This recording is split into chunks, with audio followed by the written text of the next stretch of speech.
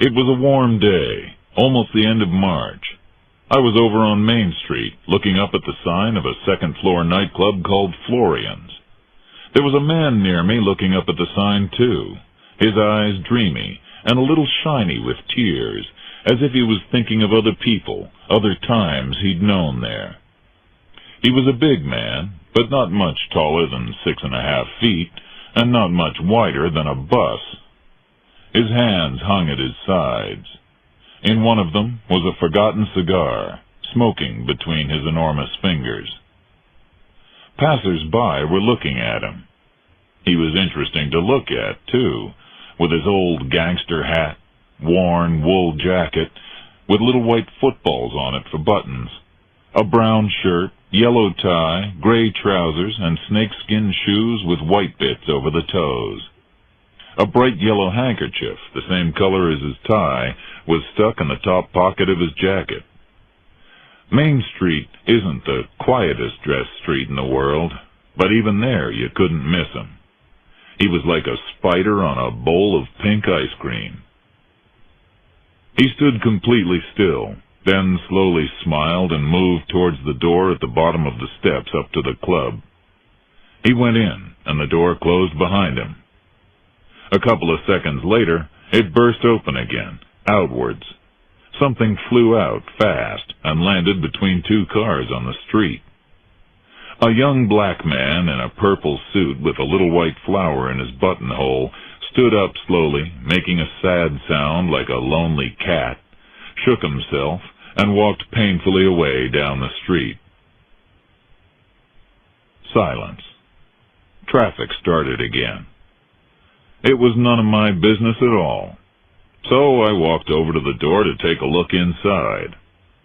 A hand as big as an armchair reached out of the darkness of the door and took hold of my shoulder, squeezing hard. The hand picked me up and pulled me in through the door, up a step or two. A large face looked at me and a quiet voice said, "Black's in here now, huh? Just threw one out. You see me throw him out?" He let go of my shoulder. It wasn't broken, but I couldn't feel my arm. I kept quiet. There was talking and laughter from upstairs. The voice went on quietly and angrily. "Velma used to work here. My little Velma. Haven't seen her for 8 years. And now this is a black place, huh?" He took hold of my shoulder again, wanting an answer. I said yes, it was, but my voice sounded broken and weak. He lifted me up a few more steps, and I tried to shake myself free. I wasn't wearing a gun, but the big man could probably just take it away from me and eat it, so it wouldn't have helped. "Go up and see," I said, trying to keep the pain out of my voice. He let go of me again and looked at me with his sad gray eyes. "Yeah, good idea. Let's you and me go on up and have a drink or two." "They won't serve you. I told you it's for blacks only up there," I said, but he didn't seem to hear me. "Haven't seen Velma in 8 years. 8 long years since we said goodbye, and she hasn't written for 6. Don't know why. She used to work here. Let's go on up now, huh?" So we went up the stairs to the club. He let me walk, but my shoulder still hurt, and the back of my neck was wet. The talking and laughter stopped dead when we walked in. The silence was cold and heavy, like a stone. Eyes looked at us, heads turned. A big, thick-necked black with a flattened face slowly stood up straight near the bar, getting ready to throw us out. He came towards us. My big friend waited for him silently and didn't move when the black put his hand on the front of my friend's brown shirt and said, "No whites in here, brother. Sorry. This place is for blacks only." "Where's Velma?" That's all he said. The big black man nearly laughed. Velma? No Velma here, white boy. She's not in the business anymore, maybe. Velma used to work here, the big man said. He spoke as if he was dreaming. And take your dirty hand off my shirt. That annoyed the black. People didn't speak like that to him, not in his job, throwing drunks out of the club. He took his hand off the shirt and then suddenly pulled back his arm and hit the big man hard on the side of the face.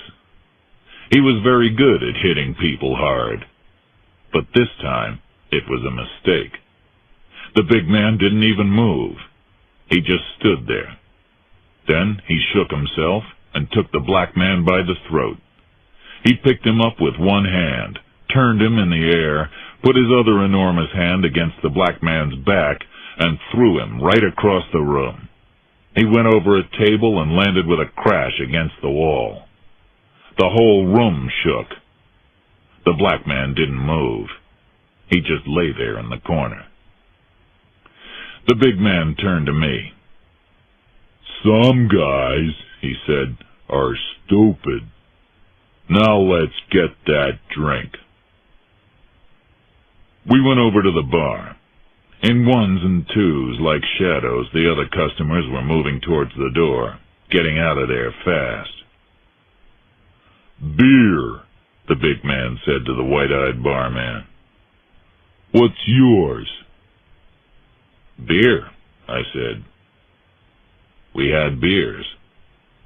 I turned and looked at the room. It was empty now, except for the big black man moving painfully out of the corner on his hands and knees, suddenly old and out of a job. The big man turned and looked too, but didn't seem to see him. You know where my Velma is? He asked the barman. Beautiful redhead she was. Sometimes sang here, too. We were going to get married when they sent me away. Sent you away? I asked. Stupid question. Where do you think I've been these last 8 years? He looked quite pleased with himself. Prison. Malloy's my name. Moose Malloy. The Great Bend Bank job. That was me. On my own, too. $40,000. You spending it now? I asked, just trying to be polite. He looked at me sharply. I was lucky. Just at that moment, there was a noise behind us. It was the big, hurt black man going through another door at the other end of the room. Where does that door go to? Moose Malloy asked the frightened barman. Boss's office, sir. Maybe the boss knows where my little Velma is, said Malloy, and crossed the room to the door. It was locked, but he shook it open with one hand, went through, and shut it behind him. There was silence for a minute or two. I drank my beer, and the barman watched me. Then, suddenly, there was a short, hard sound from behind the door. The barman froze, mouth open, eyes white in the dark. I started moving towards the door, but it opened with a bang before I got there. Moose Malloy came through and stopped dead, a strange smile on his face. He was holding a gun. He came across to the bar. Your boss didn't know where Velma is either. Tried to tell me with this. He waved the gun at us wildly. Then he started towards the door, and we heard his steps going down fast to the street. I went through the other door, to the boss's office. The big black man wasn't there anymore, but the boss was. He was in a tall chair behind a desk, with his head bent right back over the back of the chair and his nose pointing up at the ceiling. His neck was broken. It had been a bad idea to pull that gun out when he was talking to Moose Malloy. There was a telephone on the desk, so I called the police. By the time they arrived, the barman had gone, and I had the whole place to myself. Chapter 2. The Right Kind of Bottle. A detective named Nolte took the investigation. I went with him to the 77th Street police station, and we talked in a small, uncomfortable room which smelled of cheap cigars. Nolte's shirt was old, and his jacket was worn. He looked poor enough to be honest, but he didn't look as if he'd be able to face Moose Malloy and win. He picked up my business card from the table and read it. Philip Marlowe, private investigator. One of those guys, huh?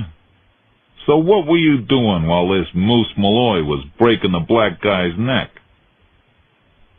I was in the bar, and he hadn't promised me he was going to break anybody's neck. Okay, funny guy. Just tell me the story straight. Nolte didn't like my jokes. So I told him about Moose Malloy, the size of the man, what he was wearing, why he was there, and what happened in that nightclub bar. But I don't think he went in there to kill anybody, I finished. Not dressed like that. He just went there to try to find his girl, Miss Velma, who used to work at Florian's when it was still a white place. The phone rang on his desk. He picked it up and listened, wrote something on a piece of paper, and put it down again. That was information. They've got all the details on Malloy, and a photo. I think you should start looking for the girl. Malloy's going to be looking for her, so if you find her, you'll find him. Try Velma, Nolte. That's my advice. You try her, he said. I laughed and started for the door. Hey, wait a minute, Marlowe. I stopped and looked back at him. I mean, if you're not too busy, maybe you've got time to have a look for the girl. I'd remember your help, too. You PIs always need a friend down here among us boys, and I wouldn't forget it. Not ever. It was true. I wasn't at all busy. I hadn't had any real business for about a month. Even this job would make a change from doing nothing. No money in it, but a friend inside the police station might be useful one day. That's how, when I'd eaten some lunch and bought a bottle of good whiskey, I found myself driving north again on Main Street, following an idea that was playing around in my head. Florian's was closed, of course. I parked round the corner and went into a small hotel that was on the opposite side of the street from the club. A man with a very old tie, pinned in the middle with a large green stone, was sleeping peacefully behind the desk. He opened one eye and saw the bottle of good whiskey standing on the counter right in front of his nose. He was suddenly awake. He studied the bottle carefully, and he studied me. He looked satisfied. You want information, brother? You've come to the right place with the right kind of bottle. He took 2 small glasses out from under his desk, filled them both, and drank one straight down. Yes, sir, certainly is the correct bottle. He refilled his glass. Now, how can I be a help to you, brother? There's not a hole in the road round here that I don't know by its first name. I told him what had happened at Florian's that morning. He looked at me without much surprise and just shook his head. What happened to the guy who owned Florian's about 6 or 8 years ago, I asked him. Mike Florian? Dead, brother. Went to meet her maker 5, maybe 6 years ago. Drank a bit too much, they said. Left a wife named Jessie. What happened to her? "Don't rightly know, brother. Try the phone book." Clever guy, that. Why hadn't I thought of the phone book? He pushed the book across the desk to me, and I looked. There was a Jesse Florian, who lived at 1644 West 54th Place. I wrote down the address, shook hands with the man behind the desk, put the bottle back in the pocket of my jacket, and went out to my car. Finding Malloy looked so easy now. Too easy. Chapter 3. Always Yours. 1644 West 54th Place was a dry-looking brown house with some dry-looking brown grass in front of it. Some half-washed clothes hung stiffly on a line to one side of the house. The bell didn't work, so I knocked. A fat woman with a red face came to the door, blowing her nose. Her hair was gray and lifeless. "Mrs. Jesse Florian? Wife of Mike Florian?" I asked. Her eyes opened in surprise. "Why?" she asked. "Mike's been dead 5 years now. Who'd you say you were?" "I'm a detective," I said. "I'd like some information." She stared at me for a long minute, then pulled the door open and turned back into the house. The front room was untidy and dirty. The only good piece of furniture was a handsome radio, playing dance music quietly in one corner. It looked new. The woman sat down, and I did too. I sat on an empty whiskey bottle in the back corner of the chair. I wasn't too comfortable sitting on an empty bottle, so I pulled it out and put it on the floor by my chair. "I'm trying to find a redhead. Used to work at your husband's place over on Main Street," I said. "Singer, named Velma. I don't know her last name. I thought you might be able to help me." I brought out my nearly full bottle of whiskey and put it on the arm of my chair. Her eyes fixed immediately on the bottle in a greedy stare. I was right. A little whiskey was going to help me again here.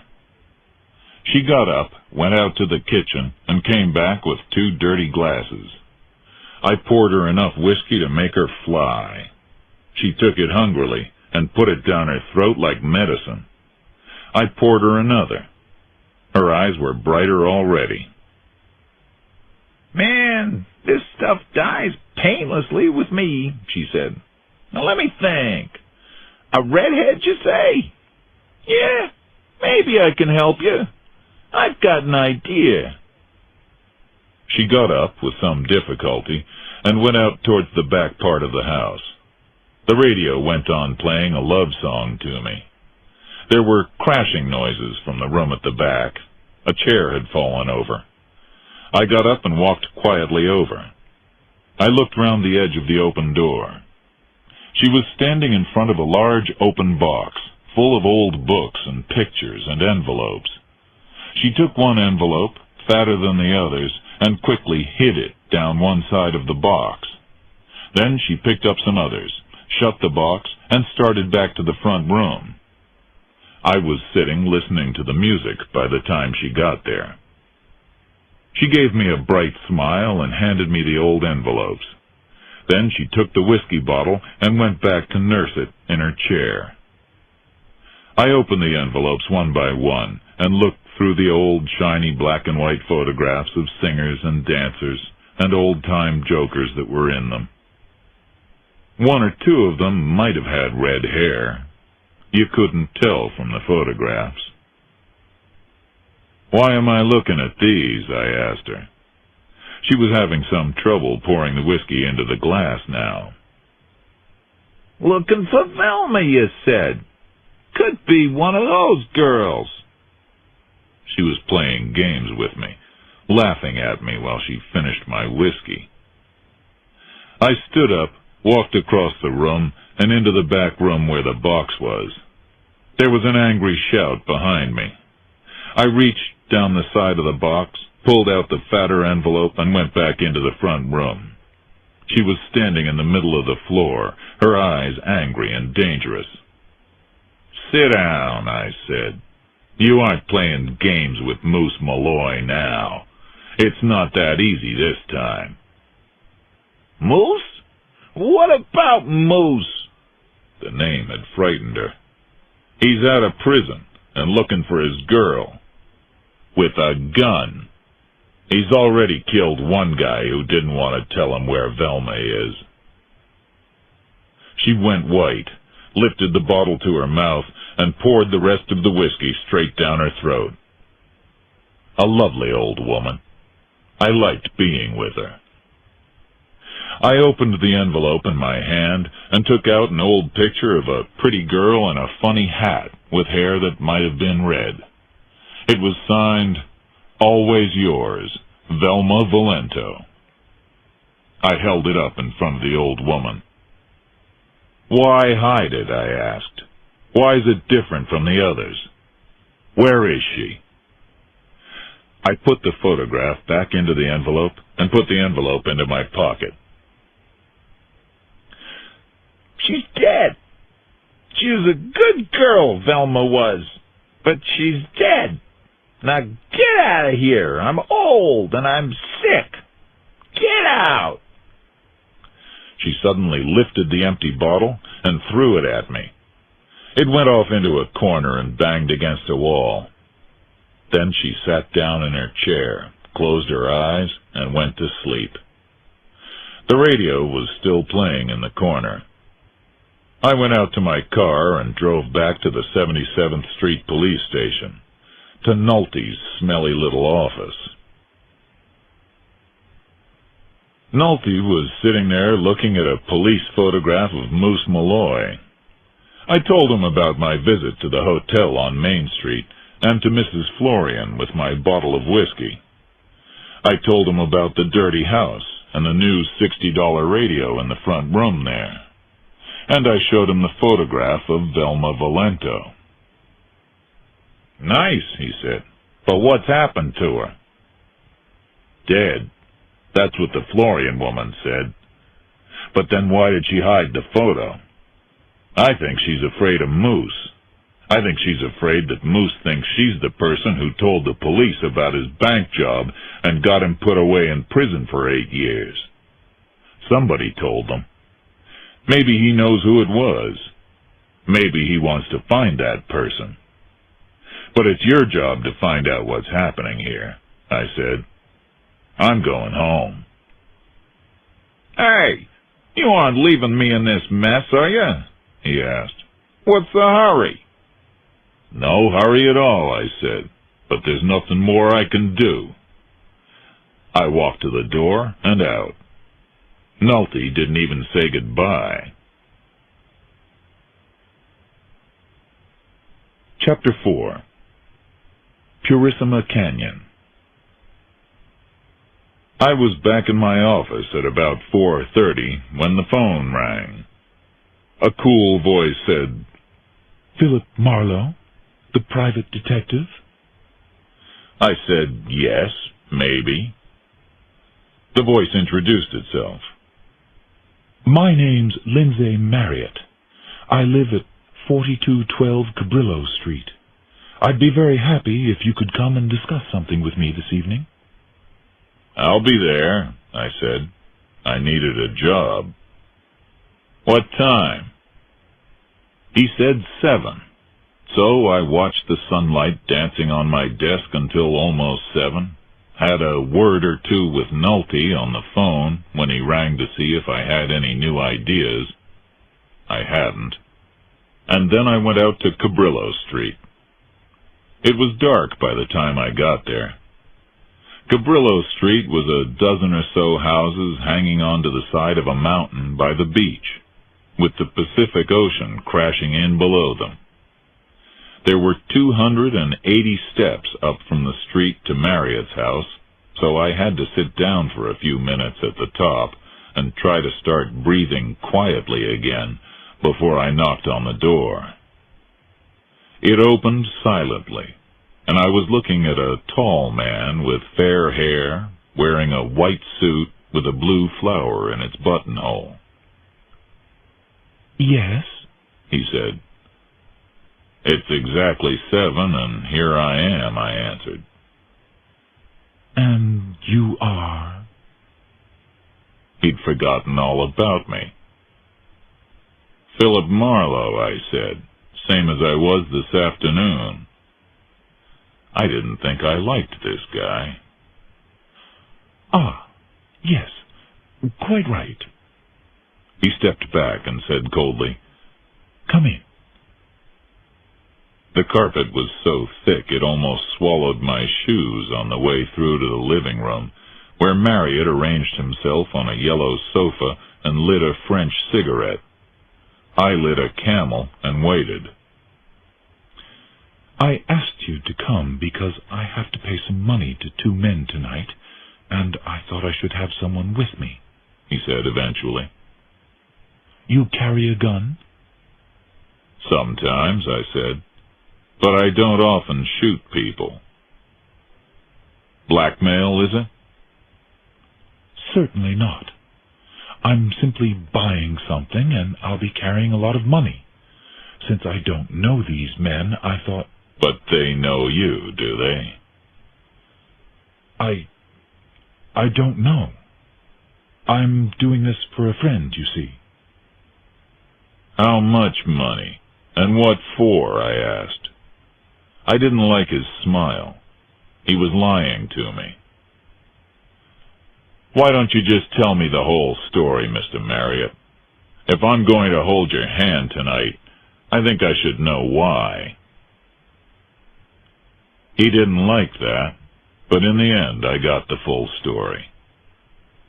3 men had stolen a valuable diamond ring from his friend without a name a few nights before, when she was coming home from a restaurant in the city, and now they were selling it back for $8,000.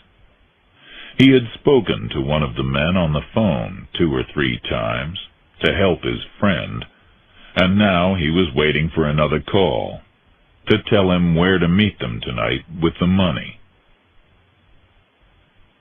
"So why did you only call me this afternoon, Mr. Marriott? That worries me. And why did you choose me? Who told you about me?" He laughed. "No one told me about you. I picked your name from the phone book, and I only decided to take someone with me this afternoon. I hadn't thought of it before." "So what's the plan?" I asked. "Do I hide in the back of the car? And what do I do if these guys pull out a gun and shoot you, or knock you on the head, take your $8,000 and run? Nothing I could do would stop them. These guys are robbers, Marriott. They're hard. I think I should walk away from this job, Marriott. But I'm stupid, so I won't. I'll come with you, but I'll drive the car, and I'll carry the money, and you do the hiding in the back of the car, okay?" He shook his head and looked unhappy, but in the end he agreed. Then the phone rang. Marriott's face went white as he took the call. He listened. I could hear a voice talking at the other end, but I couldn't hear the words. "Purissima Canyon? I know it." "Right." He put the phone down. "You ready, Marlowe? Let's go." I had never heard of Purissima Canyon, but Marriott said it was quite near, and that we had to be there in 12 minutes. He gave me an envelope with all that money in it. I stuck it in my pocket, and we left. Fog had come in from the ocean now, so I drove Marriott's big foreign car quite slowly. We found Purissima Canyon without difficulty. It was a quiet, lonely place in the hills behind the city. No houses, no lights. It was as dark as a midnight church. I stopped at the end of the dirt road and switched off the engine. "Stay there," I whispered to Marriott. hidden in the back of the car. "Your friends may be waiting off the road here. I'll take a look." I got out and walked along a small path down the hill. I stopped suddenly and stood in the dark, listening. Not a sound. I turned to go back to the car. Still nothing. "No one here," I whispered into the back of the car. "Could be a trick." He didn't answer. There was a quick movement just behind my head, and afterwards I thought I may have heard the sound of the stick in the air before it hit my head. Maybe you always think that. Afterwards. I opened my eyes and looked up at the stars. I was lying on my back. I felt sick. All I could hear was insects in the night. I stood up carefully. My hat was still on my head. I took it off and felt underneath it. A bit soft and painful on one side, but still working well enough. Good old head. I'd had it a long time, and I could still use it. Well, a little at least. I turned to look for the car, but it was gone. The envelope with the $8,000 was gone, too. I started to walk slowly back along the dark road. Suddenly, I saw the dark shape of the car in front of me, round a corner. It was silent, lightless, all the doors shut. I went up to it, lit a match, and looked inside while the match was burning. Empty. No Marriott, no blood, no bodies, nothing. Suddenly, I heard the sound of a car's engine. I didn't jump more than 3 feet in the air. Lights cut through the darkness, coming down the road towards me. The lights stopped for a minute just round the next corner. Then they came on down the road. I hid behind Marriott's car. The lights came on down the hill and stopped right in front of Marriott's car. There was a laugh, a girl's laugh, a strange sound in that place. Then a girl's voice said, "All right, I can see your feet. Come out with your hands nice and empty. I've got a gun on your ankles." I came up slowly, hands up, and looked straight at the light shining in my face. "Okay, don't move. Who are you? Is that your car?" the voice asked, but she sounded a bit frightened. Like me. "Why did you stop up the road there?" I asked. "So you asked the questions, huh?" she said. "Well, I was looking at a man." "Tall, with fair hair?" "Not anymore," she said quietly. "Might have had fair hair. Once." I didn't say anything for a moment. Then I said, "All right, let's go and look at him. I'm a private investigator. Marlowe's the name. Philip Marlowe. My card's in my wallet. Shall I get it out and show you?" "No. You just walk in front of me, and we'll go and take a look at what's left of your friend." I turned away from the light and went on up the dusty road round the corner. The girl with the gun was right behind me. Chapter 5. Don't Call Me Annie. She shone her light on the body. His fair hair was dark with blood now, and more of it ran from the corner of his mouth. He wasn't pretty to look at. I went through his pockets, but there was nothing very interesting. Just coins and keys, a small knife, someone's business card, that sort of thing. I put the business card in my pocket. Might be useful later. The girl watched. "You shouldn't do that," she said. Then, "Somebody must have hated him to do that to him." Somebody, yeah, but it wasn't me. So who was it? I didn't think it was you, she replied. Could have been you, couldn't it? I don't know. What are you doing out here alone at this time of night? And what's your name? My name's Reardon. Anne. And don't call me Annie. I just go out for a drive sometimes at night. I like these hills at night. They're peaceful. Well, usually they are. I saw a light down here and thought it was odd. So I came down to see. You do take some chances, Miss Reardon.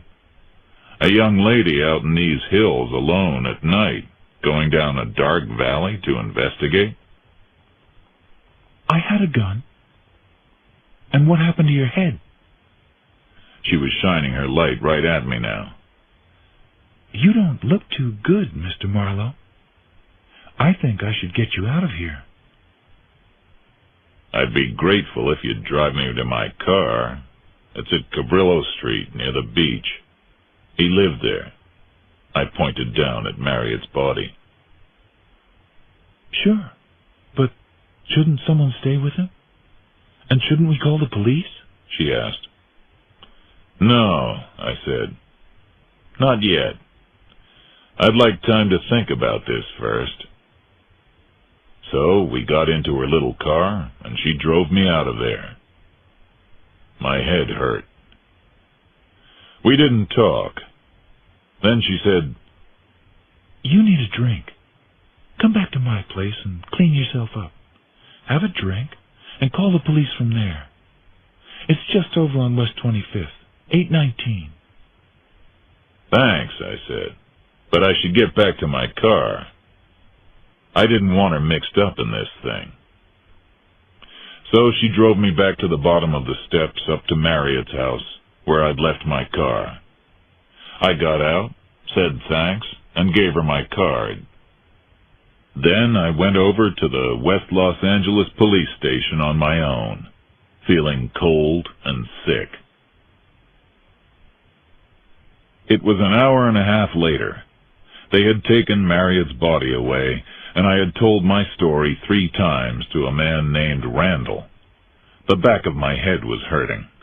I sat there looking at the cigarette between my fingers and felt about 80 years old. Randall said coldly, Your story sounds silly, Marlowe. We went through the whole thing again, detail by detail, and Randall came up with some ideas about the murder which I didn't like. They weren't right. I told him. He didn't like that either, but in the end he let me go home. The fog had completely cleared now. I wanted a drink badly, but the bars were all closed. I drove home fast. I got up at 9 the next morning, drank 3 cups of black coffee, and read the morning papers. There was a short piece about Moose Malloy, but nothing about Lindsay Marriott.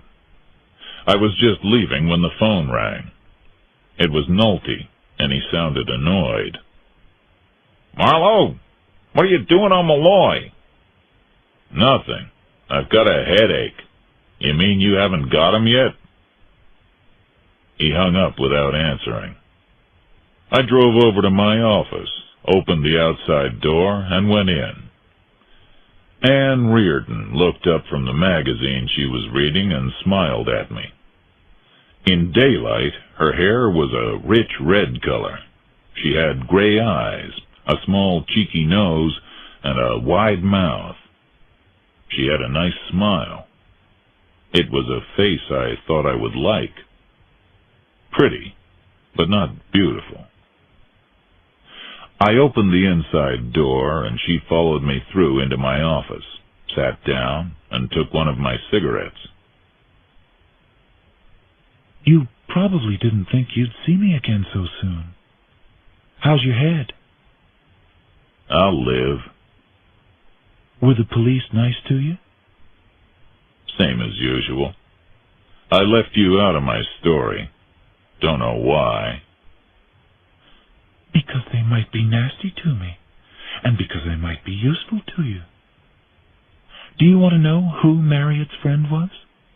The lady who lost her valuable ring? I froze. I hadn't said anything to her about the ring Marriott was trying to get back for his friend. I didn't say anything about our ring last night, I said slowly. So you'd better tell me what you know and how you know it. My father was a police officer. He's dead now, but it was easy for me to find out that Randall is investigating the Marriott murder, and I went over to see him. He told me. Then I went over to the best jeweler's shop in town and asked the manager there. I told him I was a writer wanting to do a piece about famous and expensive diamonds. He told me the name of that diamond and who it belongs to.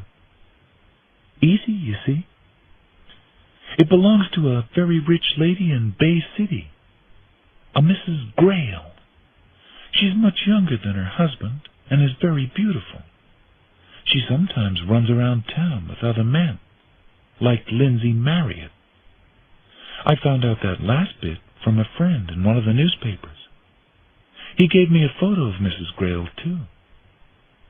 Look. She pushed a photograph of a young woman across my desk. I looked at it. Beautiful. About 30 years old. Mrs. Grail had it all. So I called Mrs. Grail and said I was your secretary. She'll see you this afternoon. She wants to get her diamond ring back, and she might want you to help her do that. You have been busy, haven't you? I said. She looked serious and hurt. Yes, I could certainly get to like that face a lot, I thought. I smiled at her. Listen, Anne, killing Marriott was a stupid mistake. I don't think this gang meant to murder him at all. They wanted the money for the ring, that's all. And I guess it's all right if I try to help Mrs. Grail get the ring back, now that the gang have got their money for it. She nodded. You're wonderful, she said softly. But you're crazy. The word hung in the air as she got up, went very quickly to the door, and out. I sat and thought about things. Then I took out that business card I'd taken from Marriott's pocket last night and looked at it. Plain and expensive looking, with the name Jules Amthor on it, and under that the word psychiatrist. No address, just a Stillwood Heights phone number. There was something about Mr. Amthor and his card found in a dead man's pocket that wasn't quite right. Could be interesting, I thought. So I picked up the phone and tried the Stillwood Heights number. Chapter 6. A Glass of Something Golden. A woman's voice answered, dry and foreign-sounding. No, she said I couldn't speak to Mr. Amthor, but she could take a message, and maybe Amthor could see me next week. I spelled out my name, address, and phone number for her, and then said I wanted to see Amthor about Lindsay Marriott. I spelled that for her, too. I said I wanted to see her boss soon. S-O-O-N. Fast. She understood. I hung up and poured myself a drink from the office bottle. 10 minutes later, she called back and said Amthor would see me at 6 that evening, that he'd send a car to fetch me. I was halfway to the lift, on my way to get some lunch, when an idea hit me. I stopped and pushed my hat back on my head before going back into the office and calling a man I knew. I wanted to find out who owned old Jesse Florian's house on West 54th Place. He could help me. He called me back about 3 minutes later with the answer. "Man named Lindsay Marriott," he said. I think I thanked him, put the phone down, and sat staring at the wall for a couple of minutes. Then I went down to the coffee shop, ate lunch, got my car out of the car park, and drove east again, to West 54th Place. I didn't have a bottle with me this time. I went first to the house next door, where an old woman lived and watched everything in the street from her windows. She would have some answers. I asked her if a big man had been into Mrs. Florian's house the day before, and she described Moose Malloy to me exactly. She also said Mrs. Florian always received a letter by special delivery on the first day of every month. Tomorrow was the 1st of April, April Fool's Day. I asked her to be sure to notice if the special letter came as usual, thanked her, and walked across to the house next door. No one answered when I knocked and rang. I tried again. No answer.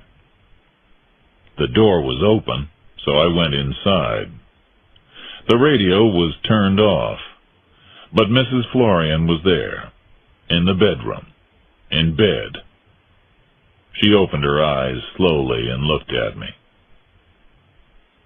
"Good afternoon, Mrs. Florian," I said. "Are you sick?" "You get him?" she answered. "Who? The moose?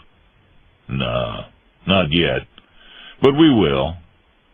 Why? You frightened of him?" No answer to that. I put a camel in my mouth and waited. "One thing," I said after a minute or two. "I found out who owns this house. Lindsay Marriott." Her body went stiff under the bedclothes, like wood. Her eyes froze.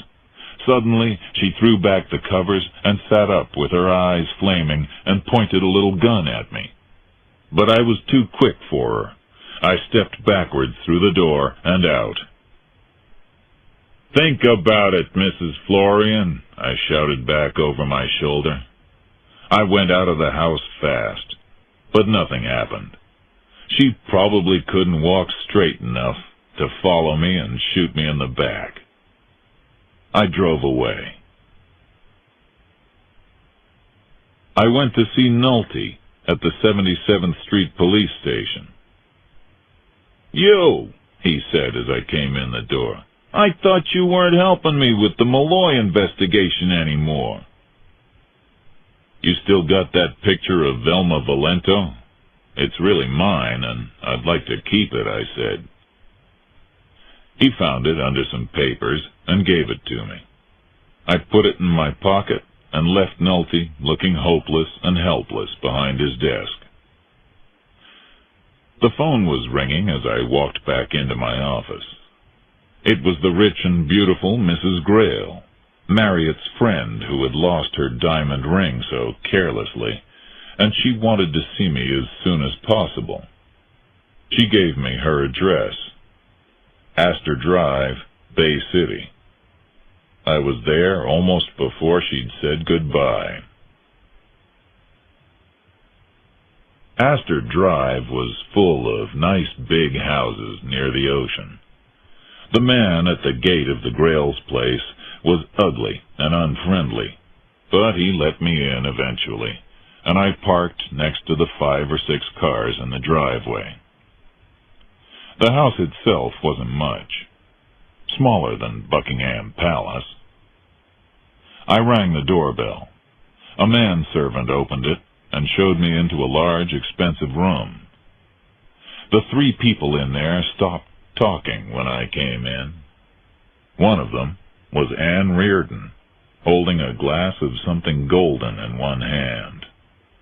Another was an older man with a sad face, and the third was Mrs. Grail. She was better than her photograph. Perfect. A dream, in fact. And she was giving me an interesting smile. "Nice of you to come, Mr. Marlowe," she said.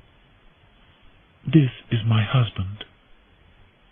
I shook hands with Mr. Grail and smiled at Anne Reardon, wondering what she was doing there. Mr. Grail poured me a whiskey and then left. Anne Reardon said she had to be going too. She left too, without another look at me. "Do you think you can help me?" Mrs. Grail asked. "I'd be so happy if you could help. I was so shocked to hear about Lynn Marriott. Poor Lynn." Who knew the true value of that diamond ring, I asked. Did he? "I've wondered about that," she replied, her face getting a hard look on it. "He was with me that night, so he knew I was wearing the diamond on my hand all evening." And what happened out there? How did these guys take it off you? "They must have followed us from the Trocadero, where we had dinner. Lynn was driving. We were in a dark street when suddenly a car passed us fast and just hit the side of our car, then stopped in front of us. A tall, thin man in a coat, with his hat low over his face, got out and pulled a gun on us. Another man came up on the other side of our car and took my jewelry and my handbag. They gave my bag back after going through it. Then they left, and we went home. The next day, I got a call from one of them, and Lynn agreed to talk to them for me. I think you know the rest of it." Yeah, all except the blackmail. Marriott was a blackmailer, wasn't he? He was blackmailing you, wasn't he? You don't have to tell me why.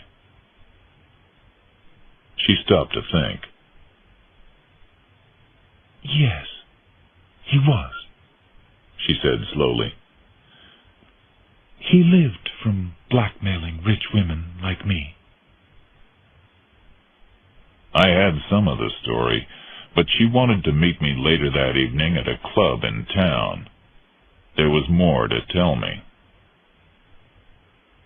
I drove out of the gate, waving to the ugly man there, and stopped just outside when I saw Anne Reardon's car standing at the side of the street. She gave me a nice smile. "Who told you Marriott played his lady friends for money?" I asked her. "Just a guess," she said. "You probably want me to stay out of this business, don't you? But I thought I was helping a little. Sorry if I wasn't. It was nice to know you anyway."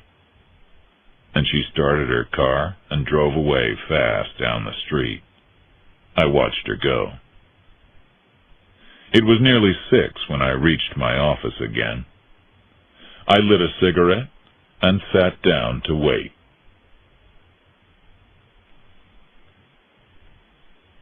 Chapter 7. The House on the Hill. The man smelled. I could smell him from the other side of my office when he came in. Mr. Jules Amthor's driver. He gave me one of Mr. Amthor's cards, but I'd seen one before, in a more interesting place. He also gave me $100 from Mr. Amthor. That was interesting. I locked the office, and the man drove me over to Stillwood Heights, getting green lights all the way. Some guys are lucky like that. We drove up a long driveway with bright red flowers down the sides and stopped in front of a large, lonely house right on top of the hill. The man opened the door for me, and I got out. He led me into the house, into a lift where his smell was even worse than before, and up. There was a desk with a woman behind it when we stopped and the doors opened. She was the owner of the voice on the telephone. I gave her the $100. Sorry. It was a nice thought, but I can't take this. I have to know what the job is before I take any money for it. She nodded, stood up, and pressed a button on the wall. A hidden door opened noiselessly and closed again after I'd gone through it without her. There was nobody in the dark room I was now in. I stood for 30 seconds, wondering if someone was watching me. Then another door opened quietly on the other side of the room, and a tall, thin, straight man in a black suit walked in quickly and sat down on a chair by a table in the middle of the room. "How can I help you?" he asked. His eyes, deep and very black, seemed to look at me without seeing me, without feeling anything. "You seem to forget why I came," I said. "By the way, I gave that $100 back to your secretary. I wanted to know why your card was found in the pocket of a dead man last night." His face didn't change. "There are things I do not know," he said after a second or two, "and this is one of them. Anybody can take one of my cards." I almost believed him. Almost, but not quite. "Then why did you send me $100? I asked. "My dear Mr. Marlowe," he said coldly, "I am not a fool. I am in a difficult business, always in danger from doctors who do not believe in my work as a psychiatrist. I like to know why people are asking questions about me." So I told him the whole story of my meeting with Marriott and about Marriott's murder.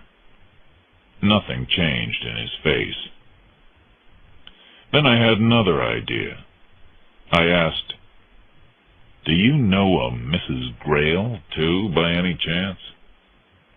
He did. She had seen him about some problem once. That's what I liked about this job. Everyone knew everyone. Marriott, Grail, and now Amthor. I was sitting there feeling pleased with myself when suddenly all the lights went out. The room was as dark as death.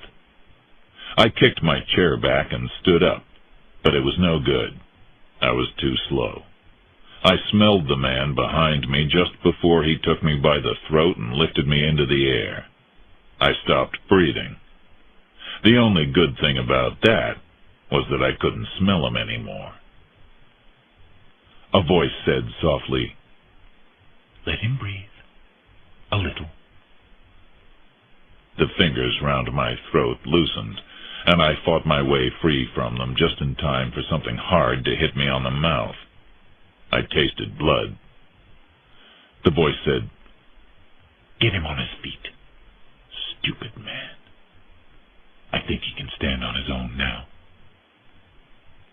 The lights went on again, and the arms dropped away. I stood, shaking my head, trying to think straight. Then I went for the smile on Amthor's face with everything I had in my right arm. It wasn't too bad. I hit the smile straight in the middle. Amthor looked surprised, very angry, and hurt. Suddenly, there was a gun in his hand. "Sit down, fool," he said, pointing it at me. Blood was coming out of his nose. I sat down near the table. Suddenly, everything in my head went black. Maybe I went to sleep, just like that, with the nasty thin man in the black suit pointing his gun at me. I wasn't too sure when I thought about it later. When I woke up, I was in a small room with white walls and no window. My throat felt as if someone had jumped on it, and I couldn't see clearly. It was as if there was smoke in front of my eyes, filling the room. I was in a bed. I began to remember things. Amthor and the man who smelled. Breaking Amthor's nose. That made me feel better. But then they must have given me some sort of drug to knock me out, or to make me talk, and now I was having a hard time coming out of it. I sat up on the bed and put my feet on the floor. I started to walk across the little room. It wasn't easy. It was as if I had drunk too much. But slowly the smoke started to clear from in front of my eyes. I walked and walked and walked round the room, with my knees shaking, but my head getting clearer all the time. There was a bottle of whiskey on a small table in one corner, but it smelled funny.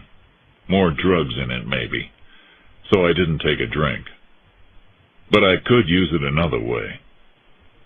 I picked it up, went over to the door, and shouted, "Fire! Fire!"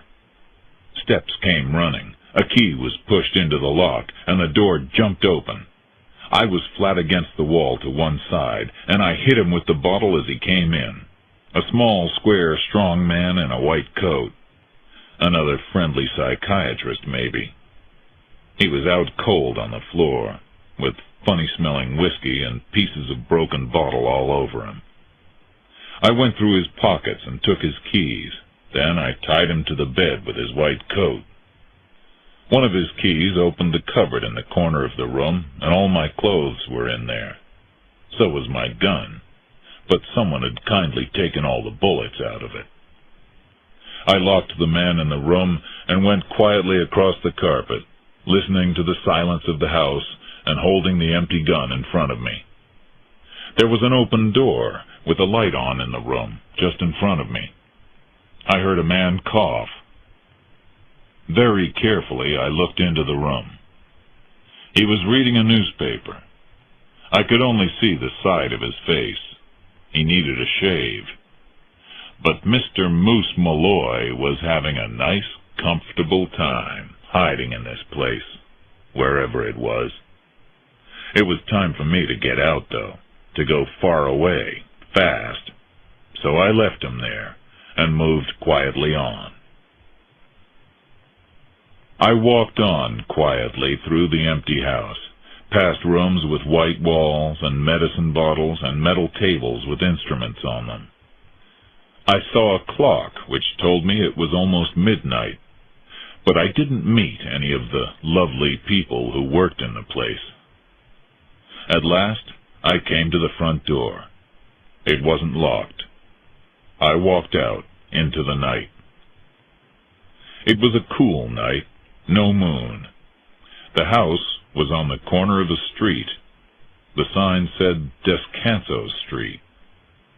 I started to walk as fast as I could, listening for the scream of police cars coming to take me back there. But nothing happened. I knew I was somewhere near the address Anne Reardon had told me for her apartment, at 819 25th Street. I worked my way across the streets towards it, and then realized I was still holding my gun in my hand. I put it away fast and kept on walking. The fresh air helped. I started to feel a bit better. The light was still on at number 819, so I rang the bell. A voice from behind the door said, "Who is it?" "Marlowe." The door opened, and Anne Reardon stood there looking at me. Her eyes went wide and frightened. "My God," she cried, "you look like a ghost." Chapter 8. Brains Behind the Business. I was half sitting and half lying in a deep chair in her comfortable living room with its pleasant furniture and curtains. Anne sat opposite, her eyes dark and full of worry. She had made me 3 cups of black coffee and 2 eggs with some toast, and I had told her some of the story, but not all of it. I had not told her the bit about Moose Malloy. Amthor's a nasty, hard guy, I said, but I don't think he's clever enough to be the brains of the Jewel gang. Perhaps I'm wrong, but my guess is that I wouldn't have got out of his little hospital if he was boss of a gang like that. I'd be dead. But he's frightened of something, isn't he? He doesn't like the questions you're asking. I nodded. I think Marriott carried Amthor's card in his pocket that night exactly because he wanted it to be found if anything happened to him. So we know that the jewel robbery had something to do with Marriott's murder, and I'm beginning to think Amthor had something to do with the jewel robbery. But I don't think he's the top man. Her smile was warm, but as sharp as a razor at the same time. I forgot you were such a great detective. You get blood all over your face. You get yourself locked up in a hospital for 2 days, shot full of drugs, and after all that, you arrive at the most obvious answer.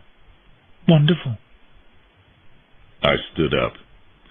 Yeah, I'm a little slow and tired tonight. Would you be kind enough to drive me to a taxi stand? I need a good night's sleep so that I can think out a better answer.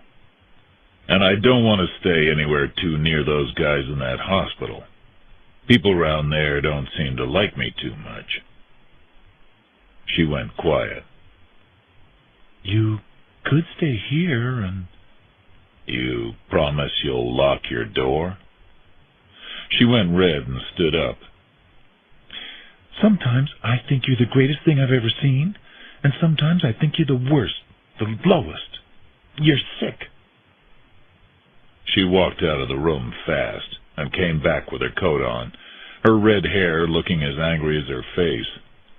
She drove me all the way home, silent and angry, and when she dropped me at the door of my apartment, she said goodbye in a frozen voice.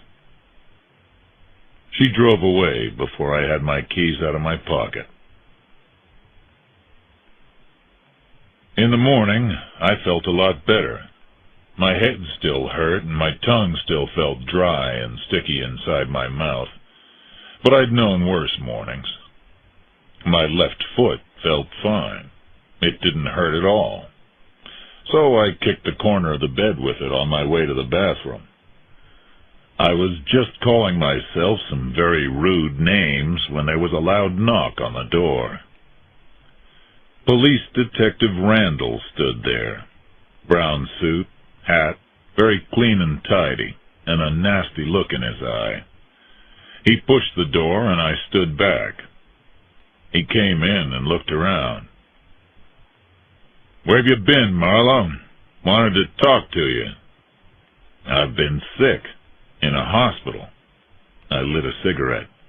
"And I haven't had my morning coffee yet. I'm not feeling too friendly." "I thought I told you to keep out of this investigation. Leave it alone, didn't I? I could make trouble for you, but I haven't. You know why?" "Yeah. You couldn't find me." Very slowly, he took a packet of cigarettes from his pocket, trying to control himself. His hand was shaking when he lit his match. I went out to the kitchen to make some coffee. He didn't like that either, but he followed me out. "This Jewel gang has been around Hollywood for the last 10 years, he said. "This time they went too far. Killed a man. I think I know why." I got the cream from the refrigerator, poured 2 cups of coffee, and we sat down. "Was that a joke about being in hospital?" he asked. "No. I ran into some trouble over at Stillwood Heights, and some kind people put me in a hospital just over the line in Bay City. Place for drink and drugs problems. Nice little place. Shot me full of drugs and kept me there for 2 days until I woke up and walked out to see a friend." "Bay City," he said. "Man named Jules Amthor? Why'd you take that card, Marlowe? You should have told me about it. You see, your friend over in Bay City, the redhead, she told me. She likes you. She was hoping to get you out of a tight corner with me. Her father was a police officer, remember? Ah, hell. Trying to help me. Nice girl. Not my type, though. He smiled his first smile of the day. He probably only let himself have 4 smiles a day. I could see he didn't believe me, so I went on. This is what I think, if it's any use to you, Randall. I think Marriott was a blackmailer of rich women. Mrs. Grail told me so. But I think he was also the finger man for the jewel gang, the boy who could point them in the right direction, tell them where the really expensive pieces were, and exactly when and where to move in on his lady friends when he took them out to dinner. You see, in this Grail robbery, Marriott had taken Mrs. Grail to the Trocadero, and he was driving the car on their way home. He could choose the streets they took, and the gang could follow. I think they killed Marriott because people were starting to put 2 and 2 together about him, and the answer was 4. He wasn't useful to them anymore, so this was his last job for them. But Marriott guessed something was going wrong and got frightened. He asked me to go along with him, and he had the little trick of Amthor's card in his pocket. He was trying to show us who the real brains behind the business were. A guy quite nasty enough and clever enough, and also a guy who could get information about rich women when they came to talk to him about their problems. A very friendly psychiatrist. And Marriott's trick with Amthor's card worked, too, didn't it? I think your ideas about Marriott may be right, he said. But you haven't told me the whole story, everything you know, have you, Marlowe? Marriott had $23,000 in the bank. That's a lot of money. But there's also the little matter of that nice house he owned up on West 54th Place, number 1644. That interest you at all? He picked up a spoon and started to turn it in his hand. I didn't answer, just looked at him. He went on. You see, I can put 2 and 2 together as well, Marlowe. And that brings a large ex-prisoner called Moose Malloy into the picture, doesn't it? I'm listening, I said. So I called up Detective Nolte, who I hear is investigating that one, and he told me you were trying to find a girl called Velma something, Malloy's girl. He said you'd been to see a woman by the name of Jessie Florian, and her address was, guess where? 1644 West 54th Place, the place Marriott owned. So here I am early this sunny morning, asking you a few questions, and you're not helping me much. I went over to my jacket, hanging on the back of a chair. I wondered if they'd taken my 2 photos out at the hospital place, but they were both still there. The one of Velma Valento from Mrs. Florian's box, and the one of Mrs. Grail, which Anne Reardon had given me. I gave the one of Velma to Randall first. He studied it carefully. Then I put the one of Mrs. Grail next to it. He looked at it and nodded. For $20 million, I'd marry her myself, he said. There's another thing I ought to tell you, I said. This hospital I was in, down on Descanso in Bay City. They're running a hiding place for gangsters there, too. I saw Moose Malloy there last night, in a room. Randall sat very still, watching me. Sure? He asked. I didn't make a mistake, I said, even though I was full of drugs. It was him, all right. He stood up. Let's go and see this Mrs. Florian together, you and me.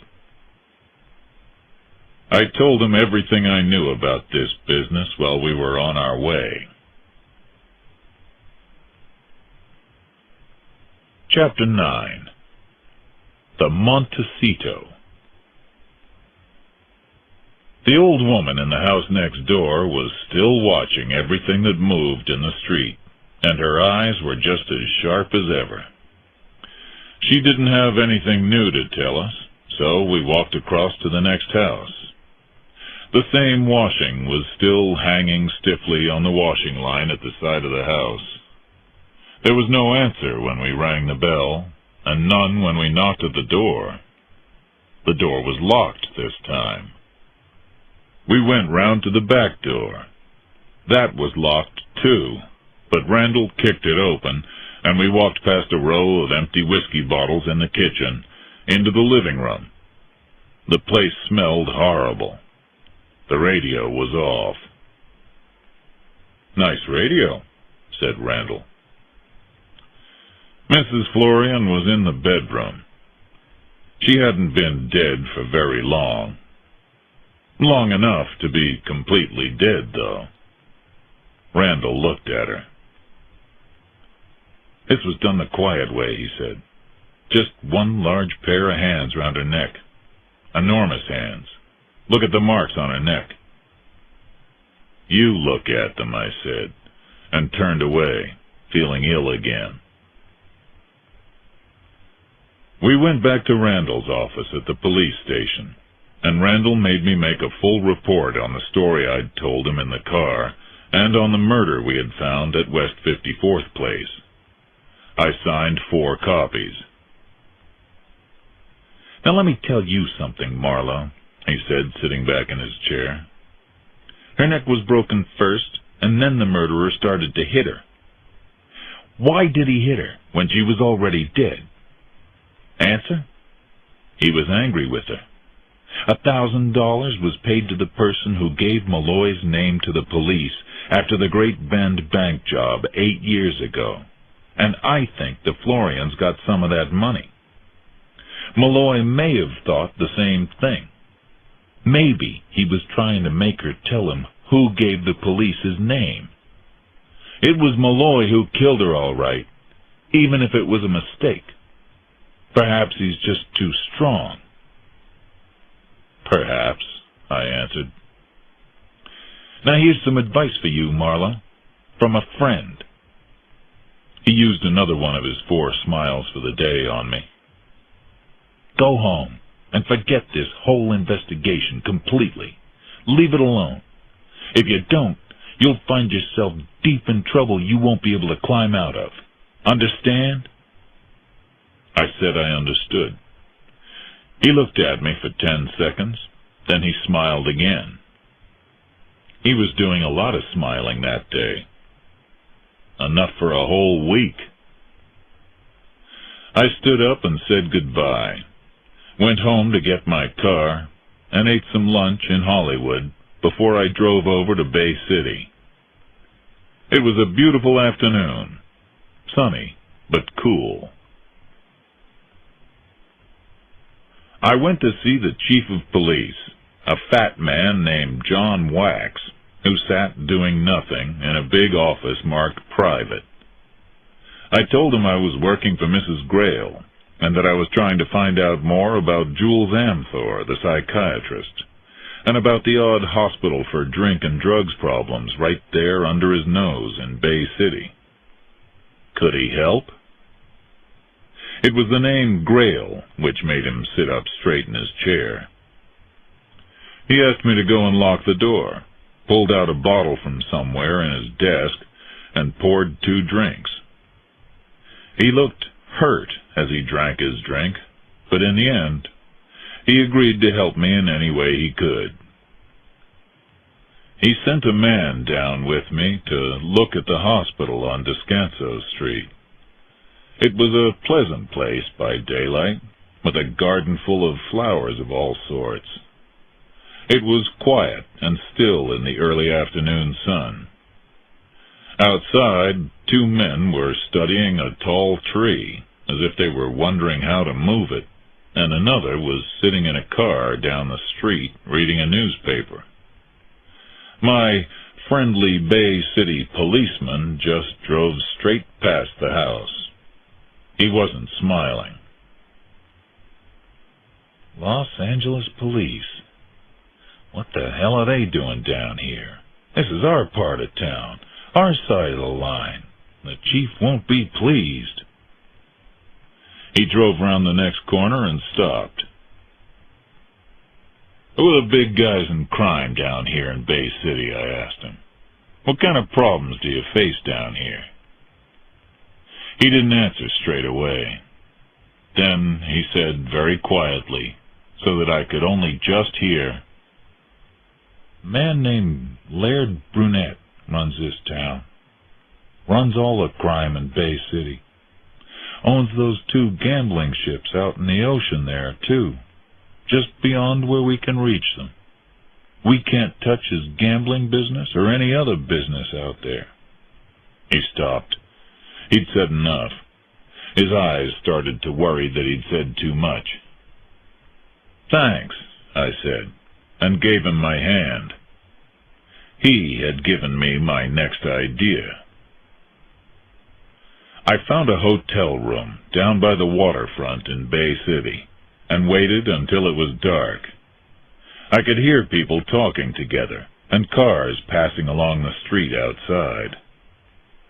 I thought about the whole story of Malloy and Velma, Marriott and the beautiful Mrs. Grail, the attractive Miss Anne Reardon, the slow and stupid Nulty, the fat and lazy John Wax, and the clever and deadly Detective Randall.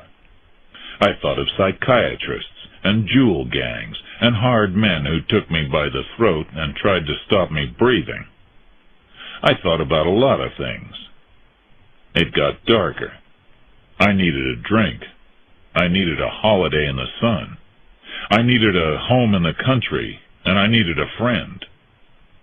But all I had was a coat and a hat and a gun. I got up, washed my face, and got ready for the night's work in front of me.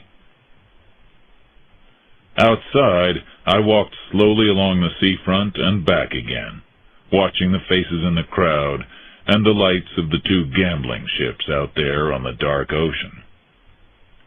A hamburger seller was shouting, "Get hungry, friends, get hungry! Nice fat hamburgers here, get hungry!" I stopped and asked him the names of the 2 ships. "Montecito and Royal Crown," he said, looking at me with careful eyes. "Why are you interested?" I laughed and waited while he served a young couple with hamburgers. Then he came close and said quietly, "You want to hide out there? It'd cost you a lot, friend. Not less than 50 to take you out there. The Montecito's the one you'd want." I left him wondering why I had asked him at all, and walked further along the seafront, found a place to have dinner, and sat down with a drink. The dinner tasted like a postman's sack, and the waiter looked as if he'd cut my throat for $1. But the drink was good. I took a water taxi out to the Montecito for $0.25. It was a long way out over the dark sea. I stared at the orange lights of Bay City getting further and further away, disappearing now and then as the boat rode down between 2 waves. When we arrived, a dark-eyed young man in a blue jacket stepped in front of me as I went up the steps. "Sorry, mister. No guns on the boat." "It's part of my clothes," I told him. "I'm here to see Mr. Brunette on business." "Never heard of him," he said, with a face like stone. "Get back in the taxi and get on your way. Fast. We're not in Bay City now. We're not even in California. So move." I got back in the boat. Blue Jacket watched me with a silent smile. The taxi man didn't say a word the whole way back. As I got off at the waterfront, he handed me $25. "Some other night, maybe," he said in a tired voice. There was a very big guy with red hair, dirty shoes, and torn sailor's trousers in the crowd waiting for the next taxi. He didn't fit in at all. As I went past him, he took my elbow. I stopped. "What's the matter with you?" I asked. I wasn't feeling polite, even though he was 3 inches taller than me, and heavier, too.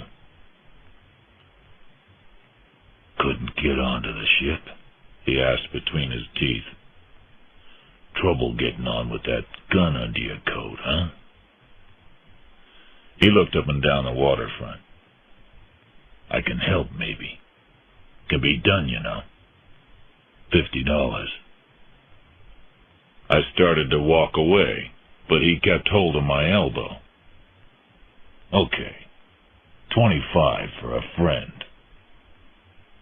"I don't have any friends," I said, and walked away. He didn't try to stop me. He followed me slowly along the waterfront, through the crowds. I stopped to watch some people playing bingo, and he came up next to me. A handsome guy with blue eyes, as big as Moose Malloy, but he looked younger and faster on his feet. He said into my ear, "What's your business? Private investigation? I was on the police here once. I can recognize guys like you." He smiled. "Know a man named Brunette, then?" I asked. The smile stayed on his face. "I can borrow a very quiet boat, friend. And there's a place along there, with no lights, where we can leave and come in again without anyone seeing us." He pointed along the waterfront with his chin. "I know where there's a delivery door on the Montecito, which you can open and get in, too." I got my wallet out and gave him 25 in new notes. He disappeared quietly among the crowd with a smile. "Give me 10 minutes. My name's Red," was all he said. The noise of the bars and crowds died away behind me, and I found the nice dark place along the waterfront 10 minutes later with no trouble. There were some steps down to the sea. I went down them as carefully as a cat, and a big black shape suddenly appeared out of the darkness next to me. He pointed down to a boat riding on the sea with its engine going almost noiselessly and said, "Okay, get in." We moved out into the blackness of the sea and the waves again. It was not the happiest moment of my life. As we went out across the dark water, I told this big, friendly giant why I was there, that I wanted to talk to a man called Laird Brunette, that I wanted to find an ex-prisoner and murderer called Moose Malloy, who might be hiding out on the Montecito. I told him more than I meant to, but he listened and thought a bit, and then said, "Yeah, Brunette runs all the gambling, the drugs, and the women in this town. Maybe he runs that hospital they put you in, too. But I just don't think Brunette would be behind that jewel robbery you were talking about. He's big time, and that's too small. I don't think he had anything to do with that. And I don't think Brunette would hide a man like Malloy," he said. "Unless there's something other than money behind it which is worrying him." He moved his hands on the wheel of the boat and said, "I don't like these guys at all. I really hate them, in fact." So I had a friend. We moved quietly in towards the enormous black side of the Montecito. There were 2 big iron doors in the side of the ship, just higher than our little boat. We stopped near them and rowed up and down on the waves, listening. Everything was quiet except the sound of water and the music up above us. Chapter 10. My Little Velma. Red threw a rope up over the side of the Montecito and pulled himself up quietly to the 2 iron doors. There was a sound of metal over my head, and then I started up the rope. It was the longest journey I've ever made. It finished inside the oily, bitter-smelling darkness of the ship, with rats running across the boxes and ropes on the floor. A voice next to my ear said quietly, "From here, we go straight up through the engine room. There'll probably be one guy in there.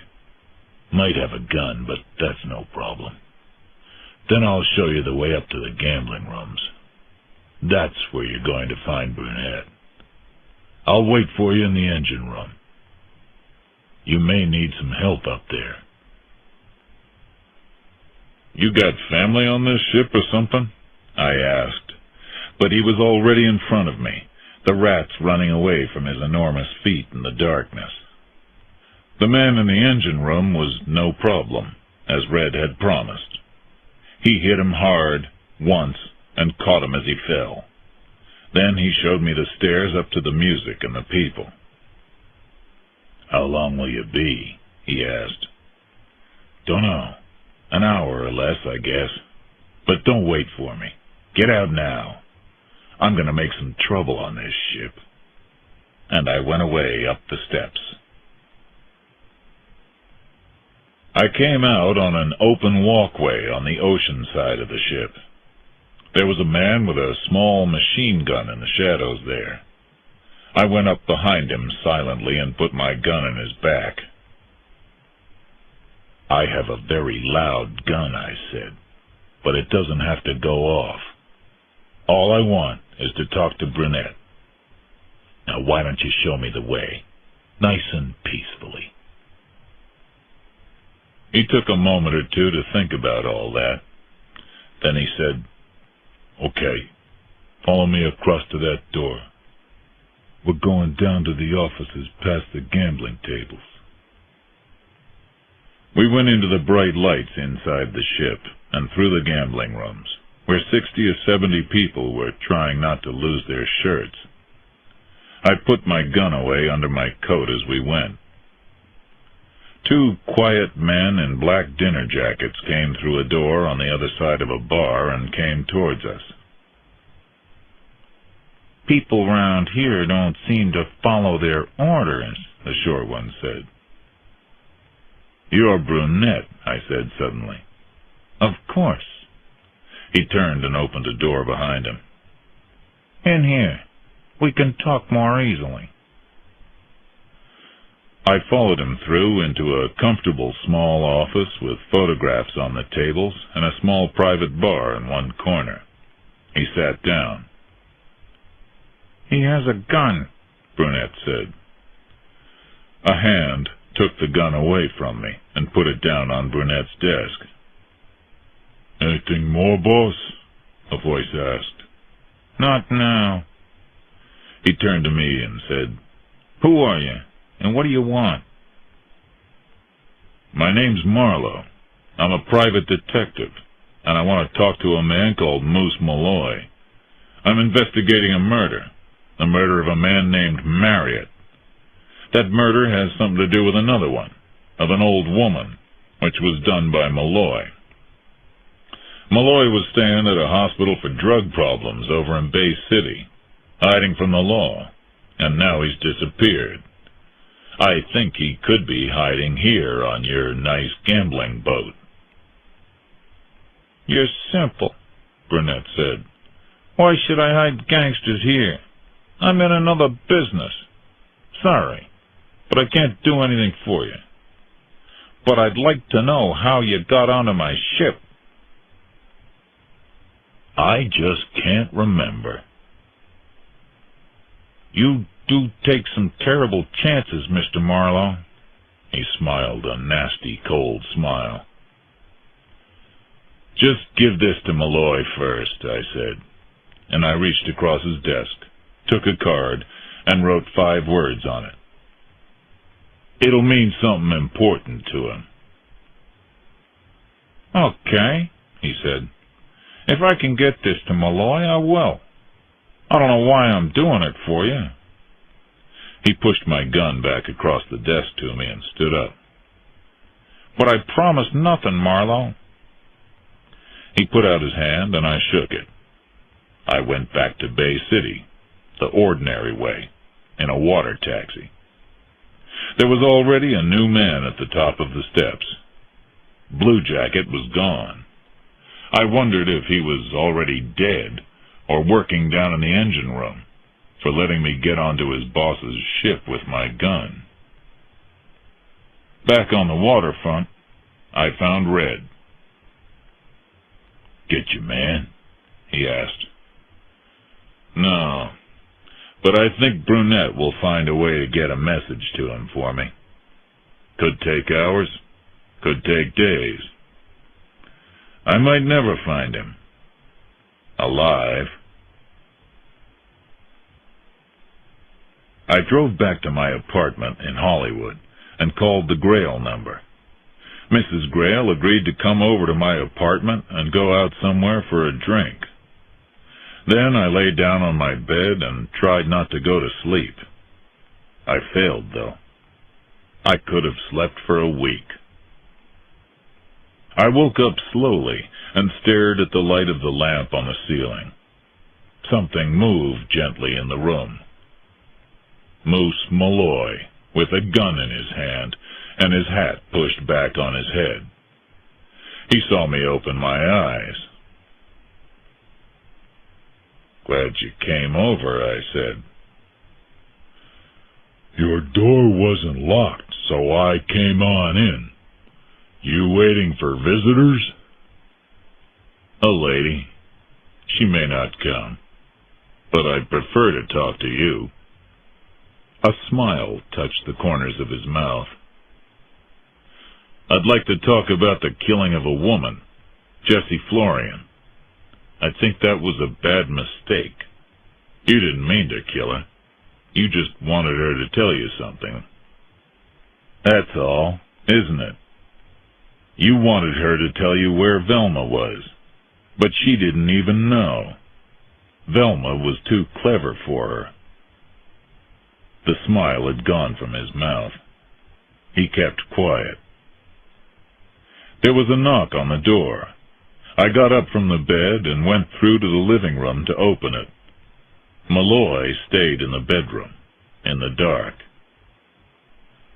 She stood there, half smiling, beautiful, in a high-necked white evening dress with deep red stones circling the creamy white of her neck. Her smile died when she saw me in my old work suit, and her eyes went cold. I stood to one side and held the door open. She walked in past me, and then turned quickly, annoyed. "Have a drink," I said. "Then let's talk. Not about stolen diamond rings, but about murder." I went through to the kitchen and mixed some drinks, leaving her staring at my back.